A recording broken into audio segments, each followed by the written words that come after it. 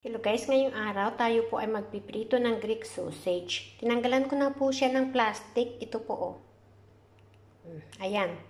So, hihiwain ko na lang po siya ng maliliit at papartneran ko po siya ng boiled vegetables. Nilagyan ko rin po siya ng konting tubig para po siya maluto ng ayos.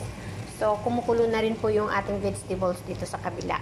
Kumukulo na po yung ating sausages. So, hahayaan ko po siyang matuyo yung tubig hanggang sa mag-produce po siya ng sarili niyang mantika at doon na po siya magpiprito.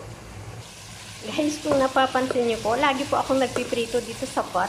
Kasi po, pag nagpiprito ako sa kawali, talsik po siya ng talsik. Yung kusina ko po masyadong madumi pagkatapos kong magluto. Guys, ready na po yung ating ulam. Kain na po tayo at maraming salamat po talaga sa pag-spend nyo ng time sa panonood sa aking mga ginagawa. God bless po sa lahat. Bye!